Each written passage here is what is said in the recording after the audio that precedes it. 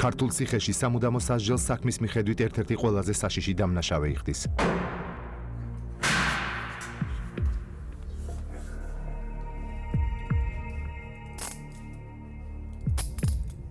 ის 2005 წლის 10 მაისს შეერთებული შტატების რიგით 53-მე პრეზიდენტზე თავდასხმაშია ბრალდებული.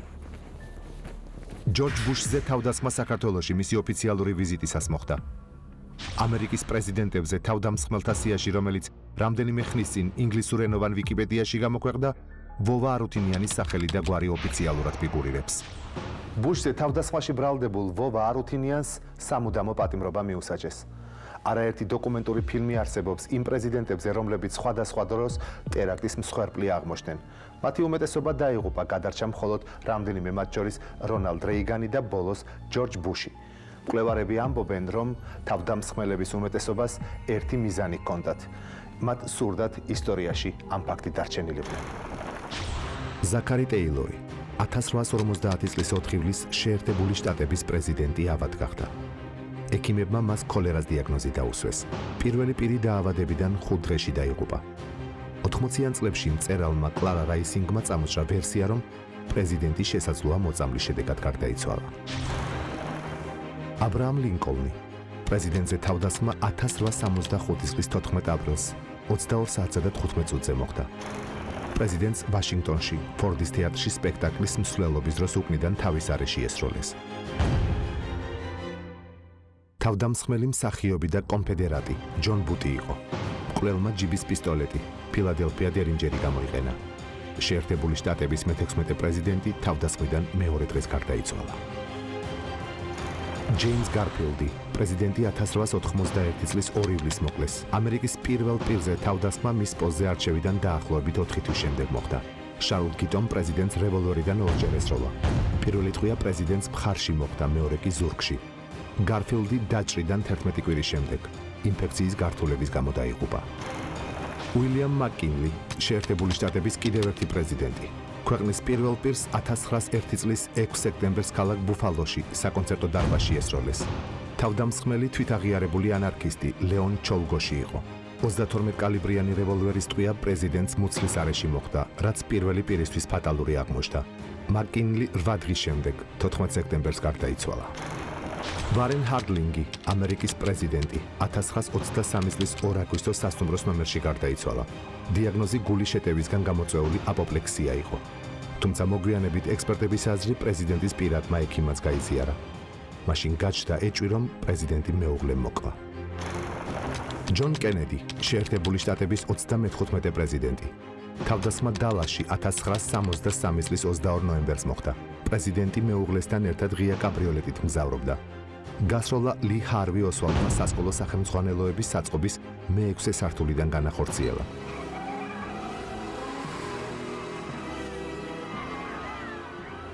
სამი გასროლით ოსვალდმა ტეხასის გუბერნატორი ჯონ კონოლი და პრეზიდენტი კენედი დაჭრა. პრეზიდენტი საავადმყოფოში მივყანისას გარდაიცვალა. თავად თავდამსხმელი ლი ჰარვი ოსვალდი 2 დღის შემდეგ პოლიციის განყოფილებიდან გამოსვლისას ღამის კლუბის მეპატრონემ ჯეკ რუბინ პისტოლეტით მოკლა.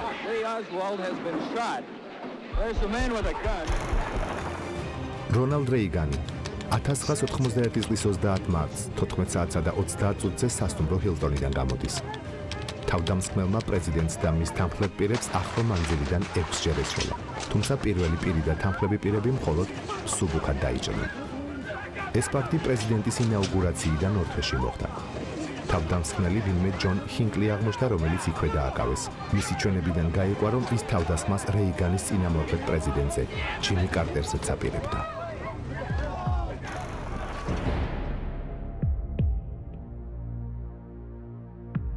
საქართველოს შინაგან საქმეთა სამინისტრომ არუთინიანის საქმე გახსნილად 2 თვეში გამოაცხადა. მაშინ გამოძიებამ ამერიკის ფედერალური ბიუროდ ჩართო. გამოძიებას პასუხი ყველაზე მთავარი 2 კითხვისთვის უნდა გაეცა. დაკავებული მარტო მოქმედებდა თუ ვინმეს დავალებას ასრულებდა და რა მოტივით ჩაიდინა მან დანაშაული. გრიფით საიდუმლომ 10 წლის შემდეგ სამუდამო პატიმრობა მის ჯილთან საპატიმროში ექსკლუზიური ინტერვიუ ჩაწერა. მე არ მინდოდა ყოფილ ვიყავი ტარაკანი. მე ვარ ადამიანი. Вы понимаете? და ზოგიერთ თვალებში მე და ჩემნაირები არიან უბრალოდ ტარაკნები. Понимаете? ჩვენ ტარაკნები არა ვართ, ბატონო. და ზოგიერთს უნდა ეშინოდეს არა მოსამართლეების თავის მანტიებში, არა პროკურორების, არამედ იმ ადამიანების, რომელიც გაამწარეს თავისი მართლა ღორული საქციელი ბატონო.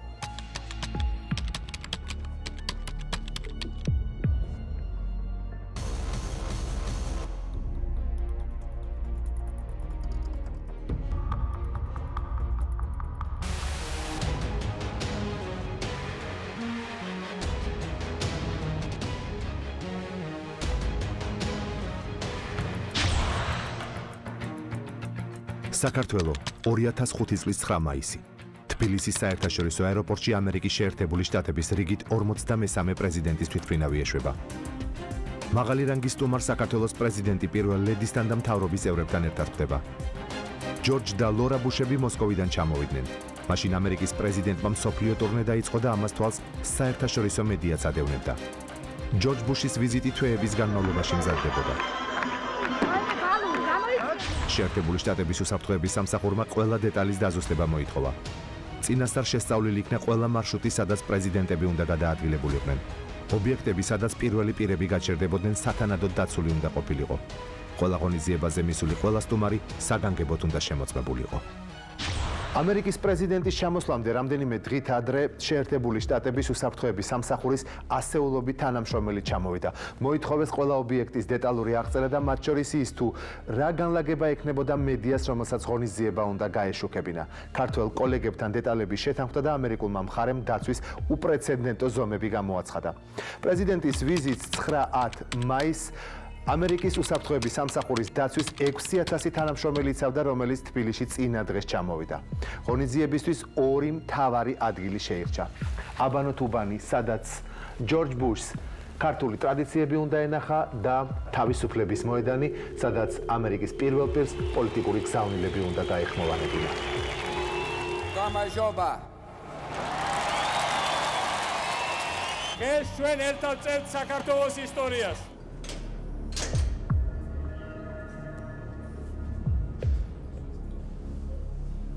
ამერიკის პრეზიდენტზე თავდასხმაში ბრალდებული სამუდამო პატიმრობას თბილისში სასჯელ აღსრულების მე-7 დაწესებულებაში იხდის. ვლადიმერ არუთინიანი, დაბადებული თბილისში 1978 წლის 12 მარტს. განათლება საშუალო. გამარჯობათ. ეს რა შეესაბამება ბატონო? არის რაღაცეები, რაზეც საუბარი მე ახსოვს ბატონო. მე მომცეს უვადო. მოგვეთ რო შეიძლება. ყველაფერი გაირკვევა, რა იყო და როგორ იყო. Понимаете? რასიც მევა დამნაშავე, კი 10 უვადო მომცე. აი სულ ფეხებზე მკიდია. საქმის გამოძიება თავისუფლების მოედანზე ღონისძიების დასრულებისთანავე იწყება. შინაგან საქმეთა სამინისტროში სპეციალური ჯგუფი იქნება, რომელმაც უნდა მოიპოვოს ყველა ვიდეო მასალა, ყველა ფოტო და დაკითხოს ადამიანები, რომლებიც მოედნის იმ მონაკვეთზე იდგნენ. გრიფით საიდუმლომ FBI-ის დახურულ რაპორტს მიაგნო, სადაც წერია, რომ დაკითხულთაგან ერთ-ერთი ქართველი ქალბატონი, რომლის სახელი და გვარი გასაიდუმლოებულია, მოედანზე ყოფნისას ხედავს მამაკაცს მძიმე ქურთულში წითელი ხელსახვეწით. საქართველოს შინაგან საქმეთა სამინისტროს თანამშრომლები უცნობი ქალბატონის მიერ აღწერილი მონაცემების საფუძველზე ფოტორობოტს ქმნიან.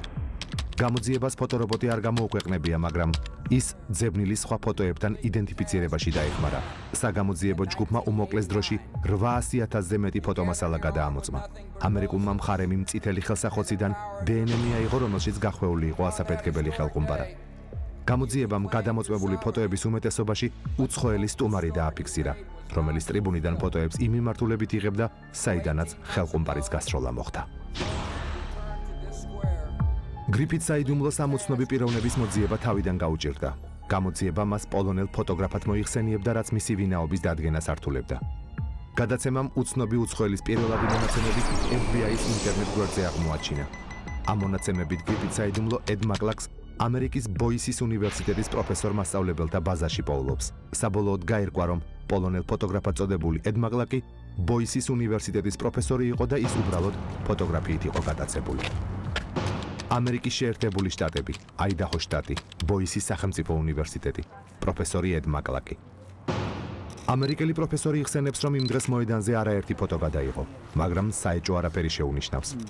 ფოტოგრაფიით გატაცებული ედ მაკლაკი ამბობს, რომ წლების მერე გაარკვია, რომ არუთინიანის საქმის გახსნაში გამოძიებას თურმე მისი ფოტოები დაეხმარა.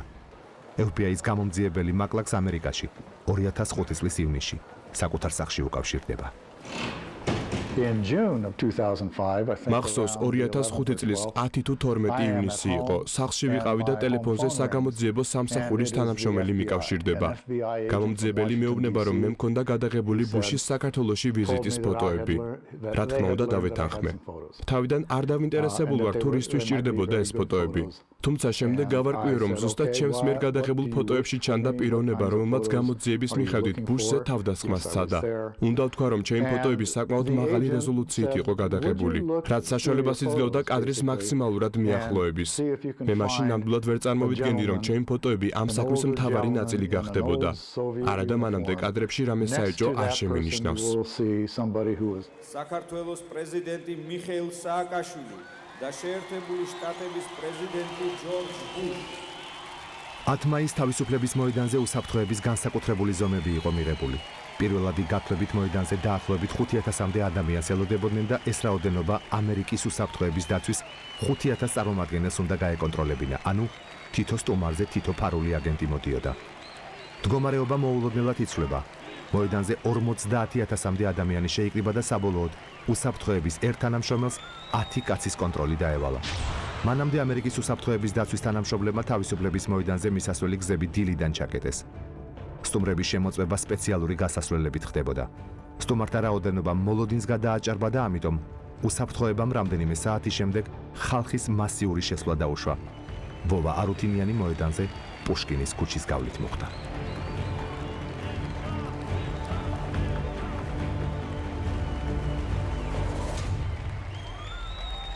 თუ გახსოვთ, თავისუფლების მოედანი ორივე მხრიდან, როგორც რუსთაველის მხრიდან, ისე პუშკინის მხრიდან საკმაოდ დიდ მანძილზე იყო ხალხით სავსე. და რაც შეეხება არუთინიანს, ის მოვიდა პუშკინის მხრიდან და საკმაოდ ახლოს იყო პირველ ჯებირთან. პირველი ჯებირი იყო დაახლოებით, ეხლა სადაც არის საქართველოს ბანკი თავდება პუშკინის მხარეს, ცოტა კიდე იმას იქით. ეს მე კარგად მახსოვს, იმიტომ რომ მე ვიდექი იმ ადგილას, სადაც ეს ხელყუმბარა დაეცა. ვიდექით მე, ნიკა რურვა, ჟურნალისტი ნათია ზამბახიძე და ნათიას შვილი ნატაშა. ნატაშას მოხვდა ხელყუმბარა იმაში ქუდის კეპკაში და დაეცა და გაგორდა. მაშინ ყურადღება არ მიქცევია, იმიტომ რომ ხალხი მთავარი ამბავი ტრიბუნაზე ხდებოდა. და მე დავინახე, რომ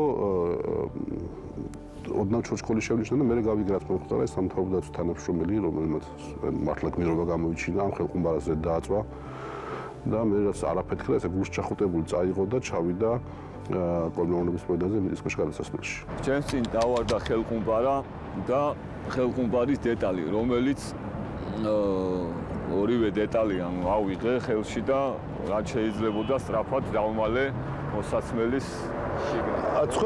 ცხვირსახოცი იყო თუ არა წითელი? კი, ცხვირსახოცი ეგდო ხელყუმბარასთან ახლოს.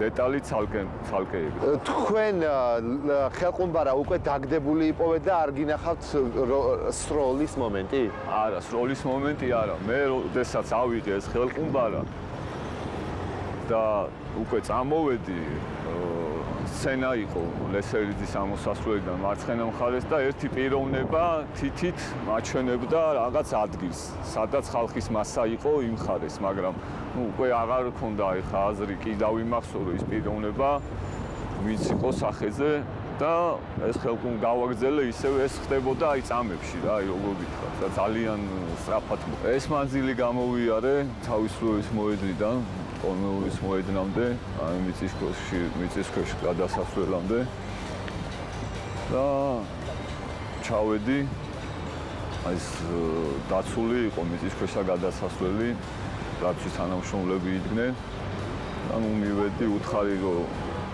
საიდანაც ვიყავი და ჩამიშვა, გავაფრთხილე რომ არავინ არ ჩამოეშვა და ყოფილიყო ძალიან ყურადღებით, ანუ უფრო მეტად ყურადღებით. ანუ ხელყუმბარის ისტორია დამთავრდა აქ. თავისუფლების მოედანზე პრეზიდენტების უსაფრთხოების დაცვაზე პასუხისმგებელი შეერთებული შტატების უსაფრთხოების სამსახური იყო და ამაზე მხარეები წინასწარ შეთანხმდნენ. ქართული სპეცსამსახურების თანამშრომლები ღონისძიების მსვლელობისას და მანამდეც სწორედ მათი მითითებებით მოქმედებდნენ.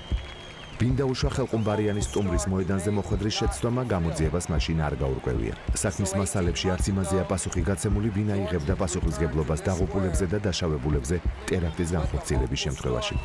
საქმის მასალებიდან ჩანს, რომ მხარეებმა უბრალოდ გამოძიების დეტალები გადაინაწილეს. ამ ხელა დაცვა რო იყო იმ თავისუფლების მოედანზე. შიგნით როგორ მოხდი? როგორ შეძლო? თოვლის პაპას თხოვე ბატონო. გეუბნებით. თოვლის პაპა პირადად გაკეთა ზონტიკით ჩამოვედი მე. გენაცვალეთ რა ბატონო, გენაცვალეთ. თქვენ ვერ გაიგეთ ბატონო რა იყო. Мы были как враги народа. იცით რა არის враг народа? აი სტალინის დროს. ჩვენ ამ ვაგივარში ვიყავით. დედაჩემი. ხალხს ეშინოდა მასთან შეხება. Вы понимаете? მე ამას 200-ს არ დამევიწყებ. ეხლა დრო შეიცვალა. ხალხი უკვე სხვანაირ არ თუყურებს. უკვე არ ფიქრობენ რომ იყო ვიღაც აგენტი. გამოძიების საქმეში ჩართული ფოტოებიდან კარგად ჩანს, რომ ვლადიმერ არუთინიანმა სცენასთან, სადაც პრეზიდენტების სიტყვით უნდა გამოსულიყვნენ, საკმაოდ ახლო მანძილზე მისვლა მოახერხა. ხელსაყრელში გახვეული ხელყუმბარის გასროლა პრეზიდენტების გამოსვლიდან რამდენიმე წუთში მოხდა. მე რა მაინტერესებს? მაშინ ბუშს ესროლე თუ დააკაშვილს? ბატონო, იცით რა არის პოლიგრაფი? შინაგან საქმეთა სამინისტრომ ამერიკელი პროფესორისგან მიღებულ ფოტოებში საეჭო პიროვნების ძებნა დაიწყო. ფოტოს მიხედვით გადამოწვდა მართვის მოწმობის ბაზაში არსებული 200,000 ადამიანის მონაცემი. სამხედრო მოსამსახურეების, ყოფილი პატიმრების და პოლიციელების საინფორმაციო ბაზები. გამოძიება ჩიხში შევიდა. ხელში წითელი ხელსახოცით და შავ ქურთუკში ჩაცმული პირის მონაცემები არც ერთ ბაზაში არ აღმოჩნდა. გამოძიება იძულებული გახდა ფოტო ტელევიზიით და პრესით გაევრცელებინა. შინაგან საქმეთა სამინისტრომ იმ ადამიანისთვის, ვინც გამოძიებას ძებნილზე ინფორმაციას მიაწვდი და 150,000 ლარიანი ჯილდო დააწესა. გამოძიებამ მაშინ ასეულობით შემოსულ ზარს უპასუხა. ერთ-ერთი ასეთი ზარი შემოვიდა არუთინიანზეც, რომ თქვენს მიერ გამოქვეყნებული სურათზე ასახული ადამიანი წააგავს ვიღაცა ჩემს ნაცნობს. და ამ კვალს გაყვა პოლიციას, ანტიტერორისტული ცენტრის ორი თანამშრომელი და მაშინ მოხდა ეს ტრაგიკული შემთხვევა, როდესაც არუთინიანმა ავტომატით ესროლა და მოკლა ეს პოლიციელი. სროლა ისმოდა აქ 10 წუთის განმავლობაში განუწყვეტლივ. სპეცოპერაცია ვაშლიჯვრის დასახლებაში არუთინიანის სახლთან რამდენიმე საათი გაგრძელდა.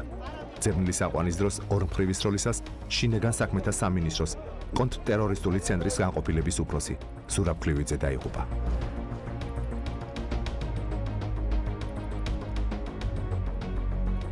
არუთინიანის აყვანიდან მალევე საქართველოში FBI-ის 50 კაციანი ჯგუფი ჩამოდის. მათ შორის საიდუმლო აგენტები აღმოსავლეთ ევროპიდან, მთავარი სპეციალისტები FBI-ის ვაშინგტონის ლაბორატორიიდან. გამომძიებლებმა საცხოვრებელ ბინაში დეტალური კვლევა ჩაატარეს. სახლის სარდაფიდან კი სხვადასხვა ქიმიური ნივთიერებები ამოიღეს. მე მახსოვს, როდესაც მე მოვხდი ციხეში, რეზიდენციაზე ვიყავი. პრესაში ძალიან ბევრი რამ სიბინძურე ჩვენზე იწერებოდა. იმდენი რაღაცა მე პასუხს ვერ გავცემდი მაგათ. Понимаете, გიჟად მოგნათლავდნენ, ალბათ გასვოთ ეგეთი რამ ჩაწერილი სპეცსამსახურების აგენტად მაგალითად. აი დედაჩემის რო ნახავთ, იქ ფერჩატკები რო აქვს გახეული, აი სპეცსამსახურის აგენტის დედა როგორ დადის ფერჩატკებს გახეული და სალფეტკებით ვაჭრობს. ხო, ალბათ ერთადერთი ეგეთ სპეცსამსახურის წევრი მე ვარ. ან რა ვიცი, ტერორისტ ორგანიზაციის ვიღაცა წევრი, ან თუნდაც რა ვიცი კიდე რას ამბობდნენ, ღმერთო ჩემო, რას არ ამბობდნენ, უბრალოდ აი რო სპისოკი ჰქონდა რაღაცე, მოკლედ, ბატონო. ეს იმდენად მე გამომწარა მაშინ. ამიტომ რომ შენ პასუხს ვერ გასცემდი. Вы понимаете? ვოვა არუთინიანი ინტერვიუს განმავლობაში მის მიმართ დასმულ შეკითხვებზე თითქმის არ პასუხობს. ამბობს, რომ ურჩევნია ყველა შეკითხვას პასუხი დედამ გასცეს.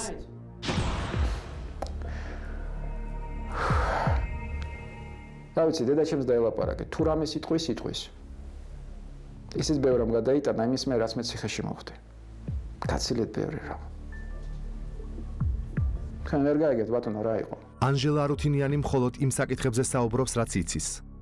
შვილის საქმეზე არ დაუკითხავდა სასამართლო პროცესებზე არ უშვებდნენ. ერთადერთი რაც დაზუსტებით იცის ისაა, რომ პატიმარს ციხეში ხშირად ამერიკელი სტუმრები ყავს, თუმცა არ აკონკრეტებს ვინ არიან ეს სტუმრები. მაგრამ ხშირად შედიან ვოვასთან იქ ციხეში. საქმის გახსნიდან ზუსტად 5 წელიწადში სკანდალურ განცხადებას აკეთებს საქართველოს ყოფილი პრეზიდენტის მიხეილ სააკაშვილის დაცვის უფროსის ყოფილი მოადგილე ვასილ გიგოლაშვილი. გავრცელებული ინფორმაციით ის ამ განცხადების გამო მაშინ თანამდებობიდან გაათავისუფლეს. ეს არის გაზეთი კვირის პალიტრა. 2010 წლის 10-16 მაისი. აქ არის ინტერვიუ საქართველოს პრეზიდენტის მიხეილ სააკაშვილის დაცვის უფროსის ყოფილ მოადგილესთან. ვასილ გიგოლაშვილი ამ ინტერვიუში ამბობს. იმ ხანად მე ხელმძღვანელობდი მიხეილ სააკაშვილის დაცვის ღონისძიებებს. ბუშის ჩამოსვლის წინ ამერიკელებმა მთხოვეს საიდუმლო სამსახურის თანამშრომლებთან ერთად მომემზადებინა პერიმეტრი. მაშინ დაიწყო ჩემი კონფლიქტი ხელისუფლების ზოგიერთ წევრებთან, რომლებიც დავალების შესრულების დროს ხელს მიშლიდნენ. განსაკუთრებით კუდის და სოდის თანამშრომლები აქტიურობდნენ. ბოლოს სპეციალური დაცვის სამსახურის უფროსმა მითხრა, რომ მე აღარ მევალებოდა პრეზიდენტის უსაფრთხოების გაკონტროლება. მაშინ ვთქვი, რომ თუ რამე მოხდებოდა, პასუხს არ ვაგებ მეთქი. როცა საქართველოს პრეზიდენტის გამოსვლა დაიწყო, სწორედ მაშინ გამათავისუფლეს მოვალეობისგან. მერე თითქოს იპოვეს ხელყუმბარა, რომელიც ვითომ ისროლეს და არაფეთქდა. თუმცა მანამდე ისეთი უსაფრთხოების ნორმები იყო გატარებული. ასეთი რამ არ შეიძლებოდა მომხდარიყო. გეტყვით იმას, რაშიც დარწმუნებული ვარ, საიდანაც პოლონელმა ჟურნალისტმა გადაუღო არუთინიანს ფოტო. სწორედ იმ ადგილას ვიდექი. ჩემ გვერდით ისხდნენ ამერიკის შეერთებული შტატების საიდუმლო სამსახურის ხელმძღვანელი და სხვა ამერიკელი მაღალჩინოსნები. ესე იგი, მთელი ამერიკული მანქანა და გამორიცხული იყო ჩვენ ცხვირწინ რამე მომხდარიყო. მეტიც, ამერიკული ფარული კამერები იღებდა ყველაფერს და ყველაფერზე ამომწურავი დეტალური ინფორმაცია იყო. მერწმუნეთ, რასაც ახლა ვამბობ, სკანდალურიც კი არის. ამერიკელებმა მთხოვეს საიდუმლო დარჩენილიყო და ამიტომაც ვიდეო მასალის შინაარს ვერ გავახმაურებ. შესაძლოა დადგეს დრო, როცა თავად გაამჟღავნებენ ყველაფერს. თავისუფლების მოედანზე გასროლილი ხელყუმბარა სომხური წარმოების აღმოჩნდა. გამოძიებამ მაშინვე ამ ტიპის ხელყუმბარაზე ექსპერიმენტი ჩაატარა. აღმოჩნდა, რომ ყოველი 10-დან მხოლოდ ერთი არ ფეთქდებოდა. რა მოხდებოდა იმ შემთხვევაში, თუ გასროლილი ხელყუმბარა აფეთქდებოდა? ეს ის სცენაა, სადაც რამდენიმე წუთში ჯორჯ ბუში და მიხეილ სააკაშვილი სიტყვით უნდა გამოვიდნენ. ის ერთი შეხედვით ჩვეულებრივი სცენა იყო, რომელსაც ირგვლივ ტყვია გაუმტარი მინები იცავდა, მაგრამ უსაფრთხოების მთავარი დეტალი სცენის შუა ნაწილში იყო განთავსებული. იქ სადაც პრეზიდენტები გაჩერდებოდნენ. საშიშროების შემთხვევაში სცენის შუა ნაწილი რამდენიმე წამში ავტომატურად გაიხსნებოდა და ორივე ლიდერი მეუღლეებთან ერთად სპეციალურ კაფსულაში აღმოჩნდებოდა.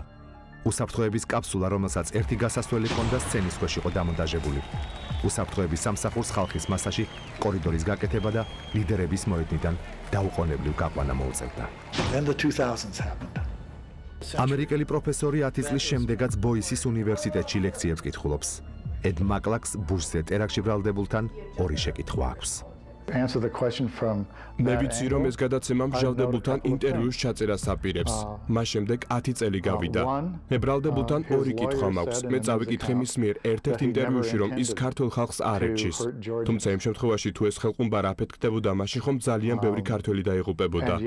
ეს ერთი და მეორე. ამ ამბიდან 10 წელი გავიდა. დღევანდელი გადმოსახედიდან ნანობს თუ არა ჩადენილ დანაშაულს. 10 წლის შემდეგ რამე დეტალს ნანობ ამ ყველაფერში თუ არ ნანობ? მე კიდევ ერთხელ ვამბობ, მე ძალიან ვთხოვ, რომ გამიგონ მე. მათ შორის იმ ადამიანის დაღუპულის, რომ მე ყველაფრის თქმა არ შემიძლია. გეხვეწებით. ვოვა არუთინიანის დედა ბაზარში პოლიეთილენის პარკებით ვაჭრობს. პენსიის ნახევარს შვილს საპატიმროში უგზავნის. ანჟელა არუთინიანი, ვოვა არუთინიანის დედა, დაბადებული თბილისში, 75 წლის. განათლება უმაღლესი, ფრანგული ენის სპეციალისტი.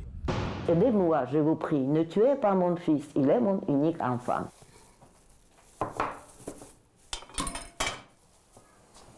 ქართულ პრესაში არაერთი სტატია გამოაქვეყნა, მაგრამ არავინ გამოეხმაურა. ახლა წერილს ფრანგულ ენაზე წერს და უნდა რომ ხმას საერთაშორისო გამოცემებს მიაწვდინოს. დაწერს, რომ მისი შვილი უდანაშაულოა და სასჯელს უსამართლოდ იხდის. ახლა სურვილი აქვს, რომ ამერიკის საელჩოში შეხვედრაზე მიიღონ. მინდა აი ამერიკის საელჩოში რომ მიმიღონ. აი მომისმინონ რომ არანაირი ტერაქტი არ იყო და რატო იმაშვებიან ვოვას რომ ესე იგი ტერორისტია. მე ვარ დარწმუნებული რომ ეს იმათი ბრალია რომ აი ჩემ შულს არ უშვებ. ხო და აი იმიტომ მინდა რომ ერთი უთხრა მითხარით მაინცა ბუში უკვე თვითფრინავში იყო და მიფრინავდა. როდესაც დაურეკეს იცი ტერაქტი იყო. იცით რა, ის კი არა ისიც არ დაუმტკიცებიათ რომ ის ლიმონკა ვოვასი იყო. იმდენი პროფესიონალი თვალი და ყური იყო, იქ იმდენი აპარატურა იყო, არსად არაფერი არ დაფიქსირდა. თქვენ როგორ გონიათ შეიძლებოდა ისე რომ ვოვა შესულიყო იქ იმ ლიმონკით და იქ არც ერთი აპარატურა არ ახვიდდებოდა, ეს რაღაც სასწაული იქნებოდა. ვინმე ის ამერიკელები რომ მოვიდნენ კინაღამ ეს რაზეტკებიც კი ისქნეს, ბოხსნეს. არაფერი არ გვაქვს ჩვენ აბსოლუტურად. ჩვენ ისევ ცხოვრობდით, ეხლაც ისე ვარ, რომ აი მოვიტან იმდენს რომ საღამოს ვჭამო და დილას ვჭამო. მე მივდივარ ბაზარში. მთელი დღე მე სახლში არა ვარ. მაინც აი ეს მე დღეს ვაკეთებდი ღამით. 5-ის ნახევარამდე ვაკეთებდი ამას. თავარი რომ იყო სამხედრო თემაზე, აი რაც ფერი არის ძირითადად პლასტმასისგან, ცელოფნებისგან გაკეთებული. სურს როგორმე, აი как это сказать, ჩვენ საქართველოში არის ეგეთი პროგრამა, აწარმოე საქართველოშია. ხო და ვოვა არუთინიანი უკვე 10 წელია სასჯელს იხდის. რამდენიმე წლის წინ სხვადასხვა მასალისგან ნაკეთობების კეთება დაიწყო. სამხედრო ტექნიკა, ქართველი და უცხოელი ჯარისკაცები, დემოკრატი და დიქტატორი პრეზიდენტების პორტრეტები. საკანში მარტოა და კითხულობს ბევრს. ეცნობა პრესას. აქვს საკუთარი მოსაზრებები და დასკვნები პოლიტიკურ თემებზე. ახლა აქტიურად ადევნებს თვალყურს ამერიკის საპრეზიდენტო არჩევნების წინა პერიოდს. პოლიტიკური ლიდერების გამოსახულებები ძირითადად ფერადი პარკებისგან კეთდება. იყენებს სანთელს, სარეცხ საპონს, ქაღალდს, იმ ნივთებს, რაც ციხეშია დაშვებული. ნამუშევრებს დედას უგზავნის. ნაწილი გააჩუქა, ნაწილი უნდა რომ შემოსავლის წყარო გახდეს. ამერიკის 53-მე პრეზიდენტზე თავდასხმაში ბრალდებული ვოვა არუთინიანი ახლა ქაღალდის ნაკეთობებითაა დაკავებული, მაგრამ ჯორჯ ბუშზე ისედაც მწირი მასალის გამოყენებას არ აპირებს. როგორც ნახეთ, არუთინიანი საქმის დეტალებზე ნაკლებად საუბრობს და ცდილობს არ გაიხსენოს 2005 წლის 10 მაისი. მაშინ ბუშს ესროლეთ თუ დააკაშვილს? ბატონო, მე მესმის თქვენი ინტერესი, მე მესმის შენი საზოგადოების ინტერესი, მესმის, მაგრამ თუ ვინმეს ეს აინტერესებს, მე შემიძლია მარტო ერთი რამ გითხრა, თუ მაგალითად იქნება პოლიგრაფი, იცით რა არის პოლიგრაფი? სიცრუის დეტექტორი. მე შემიძლია მაგეთით გავიდე სიცრუის დეტექტორზე შემოწმებას. რა იყო, როგორ იყო? კი ბატონო, ისე მე არაფერს თქვა არ შემიძლია თემაზე. ასე დასრულდა წითელი ცხვირსახოცის ანუ ვოვა არუთინიანის საქმე. ამერიკის 53-მე პრეზიდენტი ჯორჯ ბუში დღეს ქვეყნის ჩვეულებრივი მოქალაქეა და სხვადასხვა უმაღლეს სასწავლებლებში ლექციებს კითხულობს. გადაცემა გრიფით საიდუმლომ კომენტარისთვის ჯორჯ ბუშს ოფიციალურად მიმართა. ყოფილი პრეზიდენტის ოფისმა შემოთავაზებისთვის მადლობა გადაგვიხადა და მოგწერა, რომ ჯორჯ ბუში ბოლო პერიოდში ჟურნალისტებთან შეხვედრისგან თავს იკავებს. საქართველოს ყოფილი პრეზიდენტი მიხეილ სააკაშვილი უკრაინაში ოდესის გუბერნატორია. არუთინიანს სამუდამო პატიმრობა აქვს მისჯილი. დედამისი ანჟელა არუთინიანი კი ბოლო 10 წელია სრულ მარტოობაში ცხოვრობს. გემი და ეკიპაჟი, რომელსაც 22 წელია უშედეგოდ ეძებენ. რა მოხდა 1994 წლის 2 დეკემბერს ბათუმის სანაპიროზე? რითი დაიტვირთა გემის სპარტაკი და სად გაქრა ეკიპაჟის 19 წევრი? გამოძიება, რომელიც მუდმივად დუმდა და ვერსიები, რომელიც იარაღს და აფხაზეთს უკავშირდება. რა პასუხს აძლევდა დაკარგულების ახლობლებს ასლან აბაშიძე და მუქარა ოჯახებზე, რომლებიც შვილებს და მეუღლეებს ეძებდნენ? დაუსრულებელი რეისი ბათუმი-იალტა. ეს იყო გადაცემა გრიფით საიდუმლო. მომავალ შეხვედრამდე ნახვამდის.